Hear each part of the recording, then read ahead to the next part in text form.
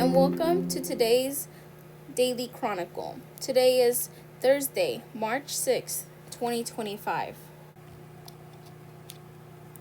In a sudden reversal, CDC rescinds some staff firings.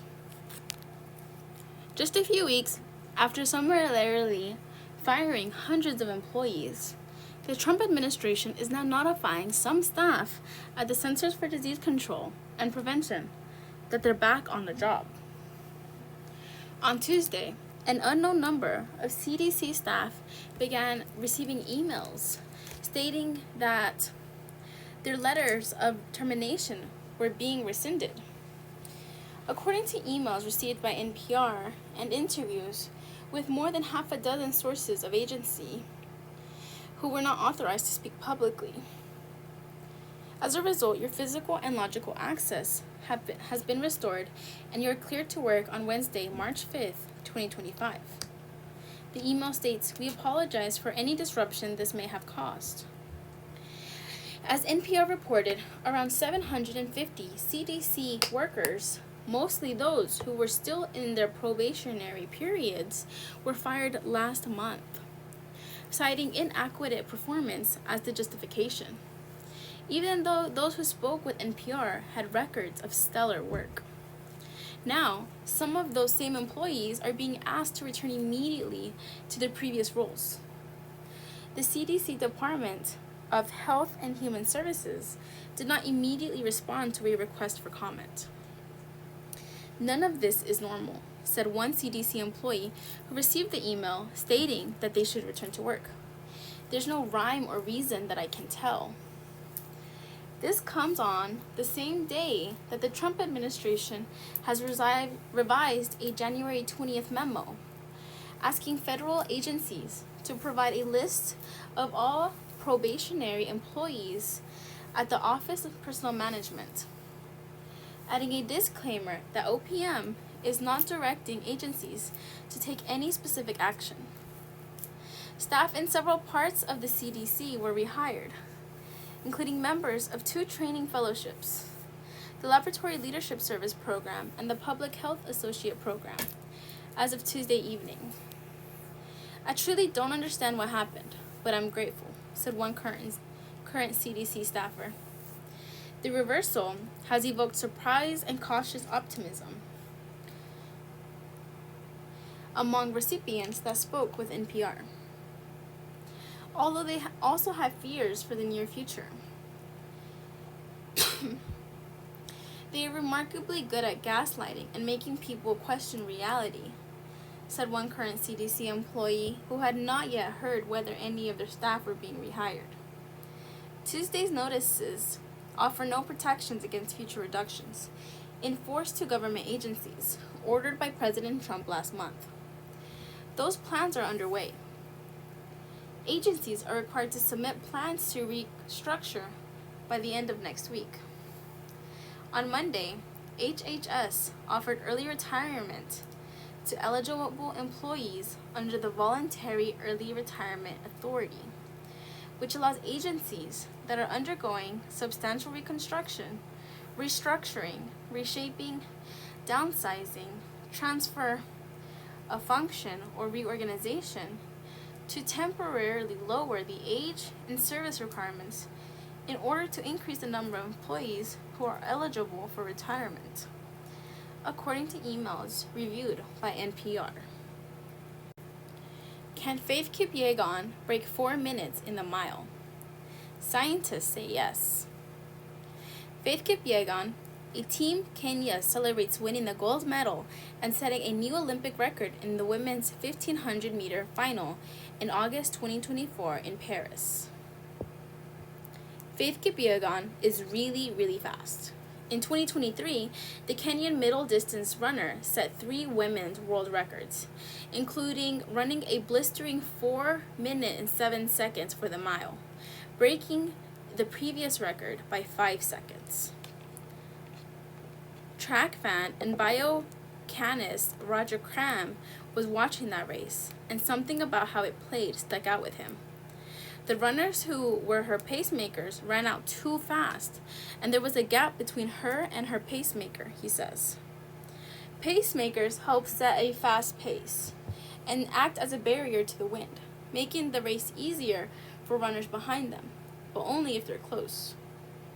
So she really had pretty poor aerodynamic drafting when she broke the record, says Cram, of the University of Colorado Boulder. That got us thinking that maybe if we improve drafting and reduce the force that the air exerts to slow you down, whether she could break 4 minutes. Cram and his colleagues are no strangers to such schemes. They predicted and then helped plan Eliud Kipchoge's sub-2-hour marathon in 2019, where he was precisely paced to 1 hour, 59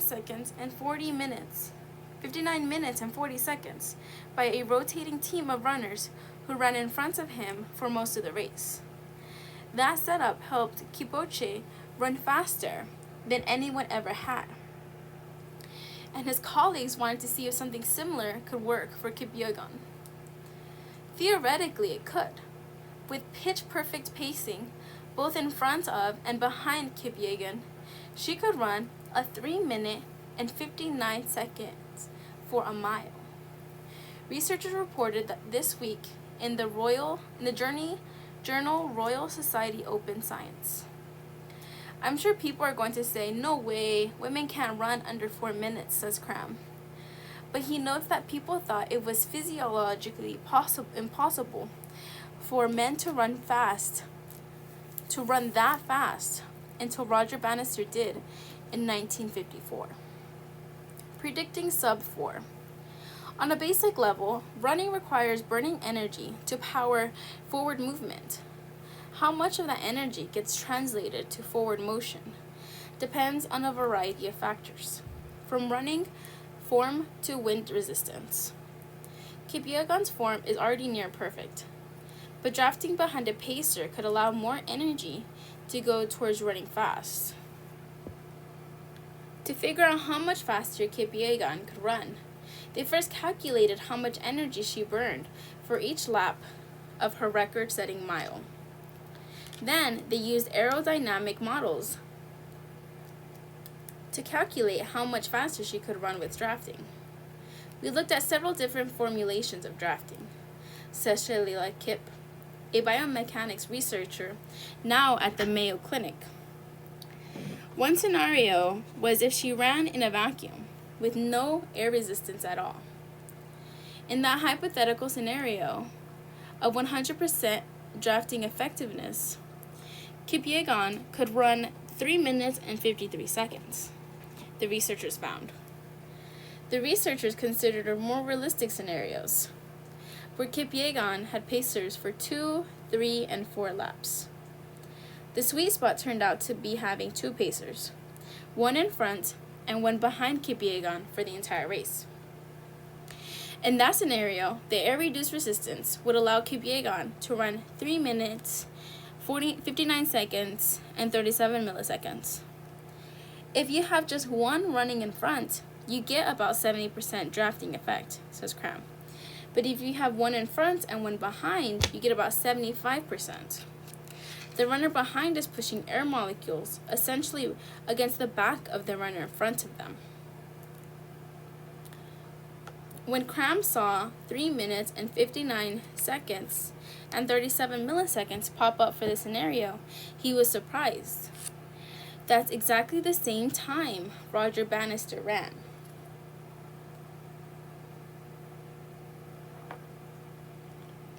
Putting theory into practice could be a challenge.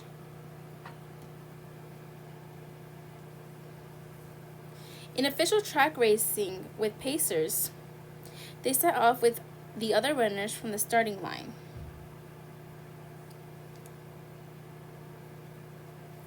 But usually drop out before the race is finished. If Kipchoge wanted pacers for her whole race, she'd have 2 options.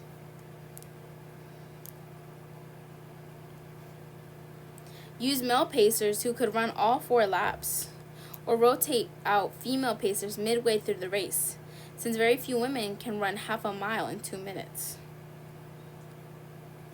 Both these scenarios would disqualify the time from becoming an official record, based on athletics rules.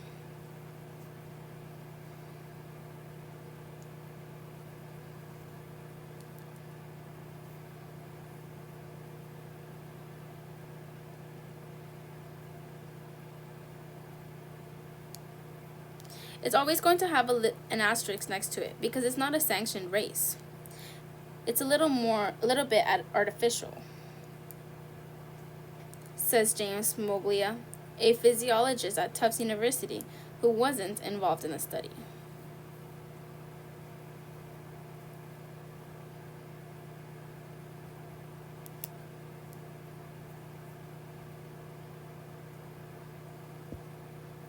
Overall, it's a really well thought experiment, but it is the very best case scenario, he cautions.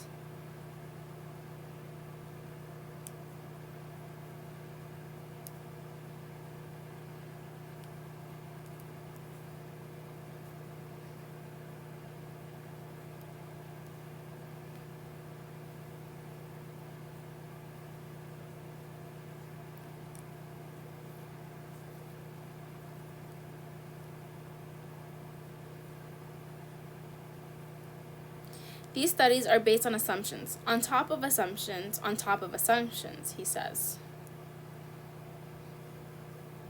Many of these assumptions stems from studies of male, not female athletes, adding extra uncertainty.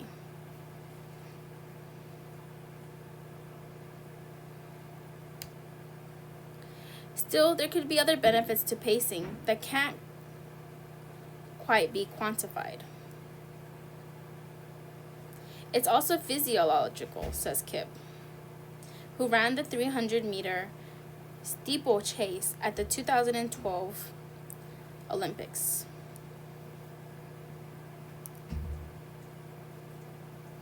You don't have to really think about the pace that you're running. You're just sitting on this person and they're pulling you through.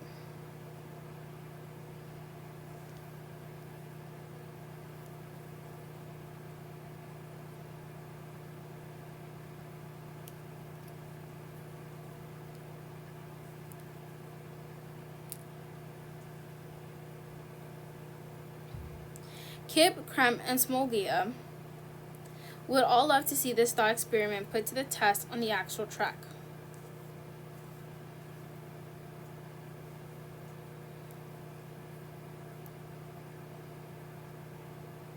It would be a huge step forward in what physiological possible for females, says Kip. I think it would also drive a lot of interest in studying the upper limits of human physiology in a female model.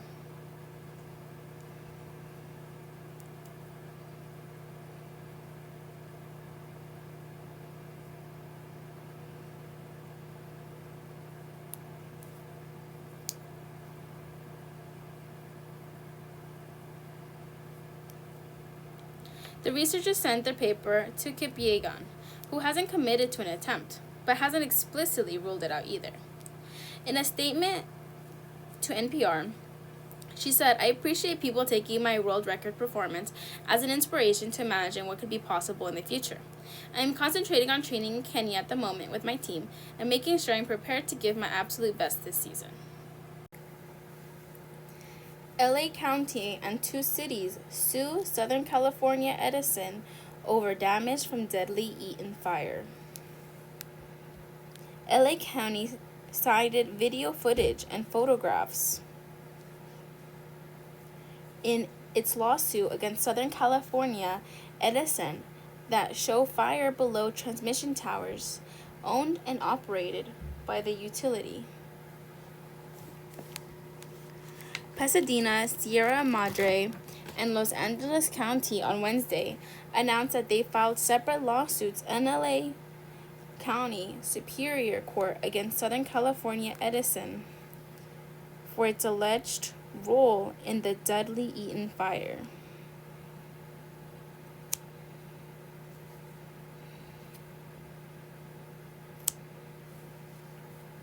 The lawsuits accuse SoCal Edison's equipment for starting the fire in Eaton Canyon.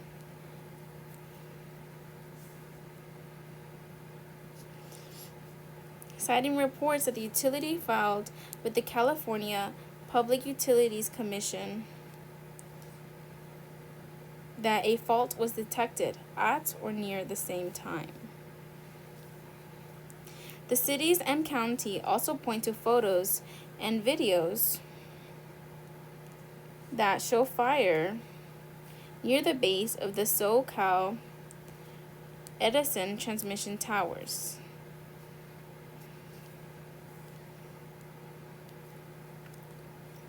The lawsuits are looking to cover damages from the Eaton fire, which burned more than 1,400 acres, destroyed more than 9,000 structures, and killed at least 17 people in January. LA County alone estimates that damages will be total hundreds of millions of dollars or more.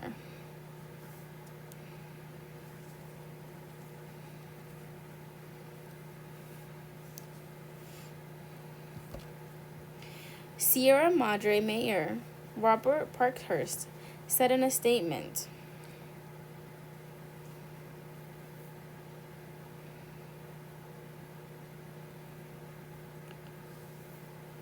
"The documented weather warnings provided Edison with ample notice of the dangerous conditions developing in our community." A spokesperson for the SoCal Edison told LAist that they are reviewing the lawsuits that were recently filed and will address them through the appropriate legal process.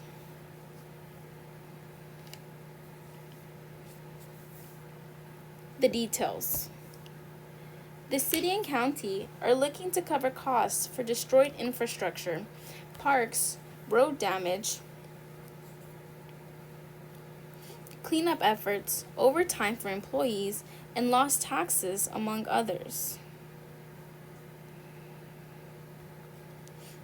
We are committed to seeking justice for the Altadena community and the taxpayers of Los Angeles County.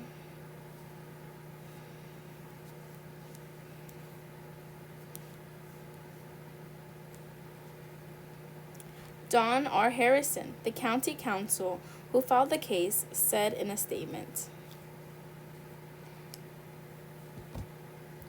"All three lawsuits accuse SoCal Edison having negligently failed to safely inspect and maintain its equipment and the vegetation around it."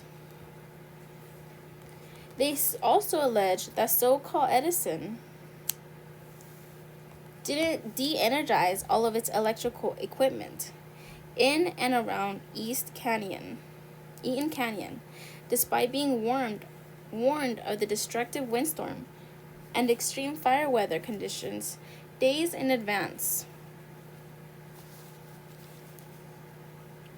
by the National Weather Service.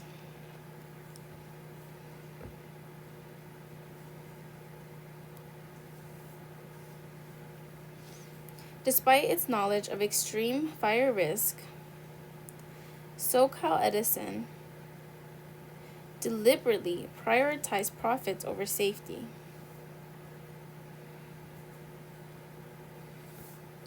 The lawsuits allege the utility is accused of having a history of safety failures, with lawsuits pointing to at least 8 other wildfires, including the 2017 Thomas and 2018 Woolsey fires, which burned more than 370,000 acres altogether. Lisa Derradian, Public Information Officer for Pasadena, said in a statement that the city has a responsibility to pursue appropriate compensation for the costs of rebuilding the public infrastructure the community relies upon. In a first, the 2026 World Cup final will include a halftime show. Fireworks go off at the Argentina's victory at the 2022 FIFA World Cup in Lusail City, Qatar. Do 2 big halftimes make a whole halftime? A whole time. The FIFA World Cup will be taking a page out of the Super Bowl's book. after announcing this week that its 2026 final game, slated to take place at MetLife Stadium in New Jersey, will include a halftime show. It will be called New York, New Jersey Stadium during a tournament. 3 things to know. The president of FIFA, Gianni Infantino, broke the news this week in an Instagram post, saying that he could confirm the first ever halftime show at a FIFA World Cup final. He added it would be a historic moment for the FIFA World Cup.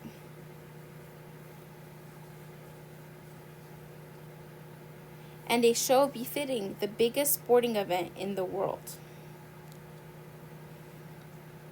In addition to the new show, the sports magazine organization has enlisted Coldplay member Chris Martin and manager Phil Harvey to help FIFA narrow down the list of performers for the event.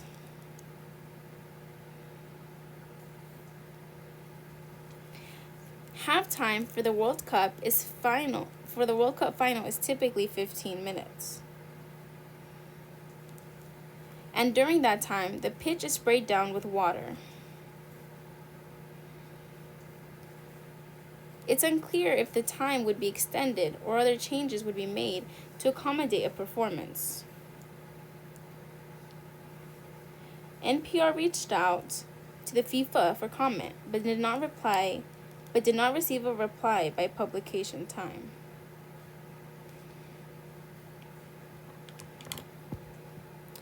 The power of a halftime show.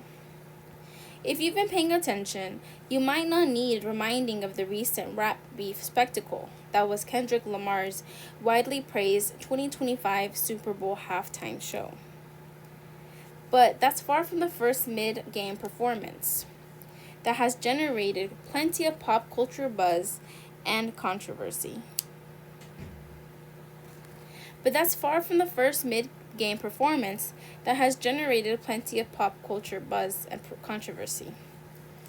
A performance for everyone to talk about on a global scale could take the discourse to new heights.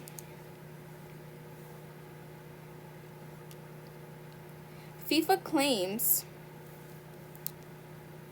that the 2022 final between Argentina and France, yielding an eye-popping 1.5 billion views.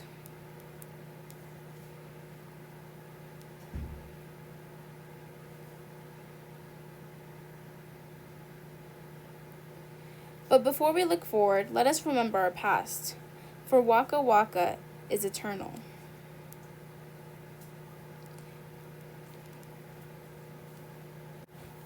USDA unveils a $1 billion plan to address the egg crisis. Eggs for sale at 66 cents each from a supermarket in Monterey Park, California on February 10th. Eggs have become the grocery staple that Americans can't stop talking about. Whether it fears of widespread bird flu getting worse,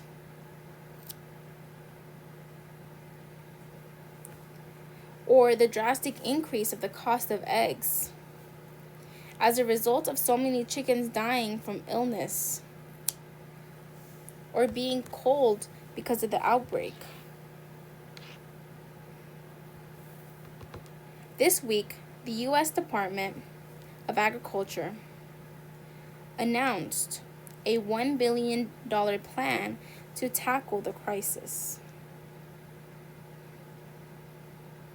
3 things to know.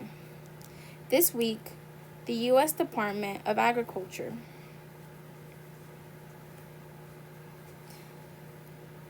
egg prices jumped more than 15% last month, and panicked buyers emptied store shelves as fears a wider shortage loomed.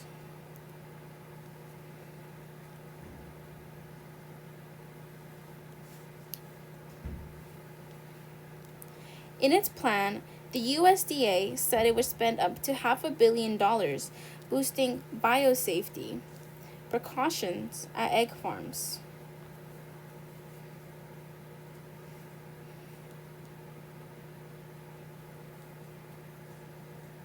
Another $400 million will go to speed the replacement of lost birds, although it can take 6 months to a year to raise a productive laying hen. The plan also calls for spending $100 million to explore ways to temporarily boost the supply of imported eggs, and possibly to vaccinate domestic chickens. Vaccination efforts can pose a challenge, as it can make the exportation of chickens raised for meat more difficult. Is it all just bird flu? While the avian flu can be responsible for the immediate shortage of eggs, some are beginning to question what other factors could be at play. Advocacy groups like Farm Action and a handful of domestic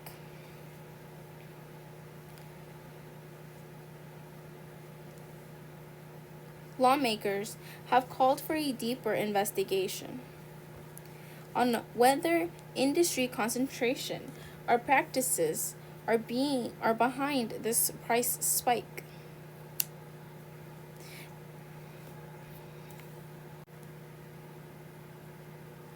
A new collection of Harper Lee's writing is coming later this year.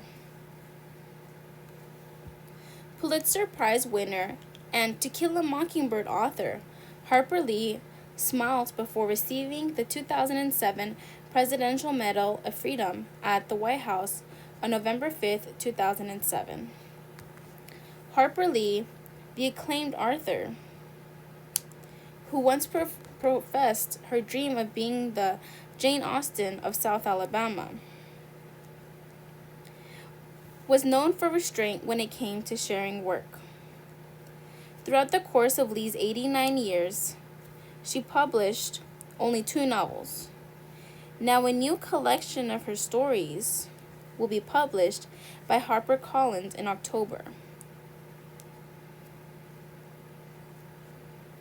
and includes 8 short stories that a young Lee wrote before focusing on her beloved To Kill a Mockingbird. The stories span from Alabama to New York City and cover themes like politics, equality, art, and the American South. The typescripts, according to the press release, were discovered in Lee's New York City apartment after her death in 2016.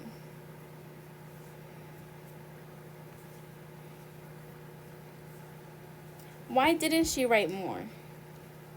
The question was something that followed Lee her entire life, especially when her second novel, Go Set a Watchman, was published amid skepticism and controversy 55 years after her first. Wayne Flint, her friend and professor at Emeritus at Auburn University, had a simple explanation for this when interviewed following Lee's death.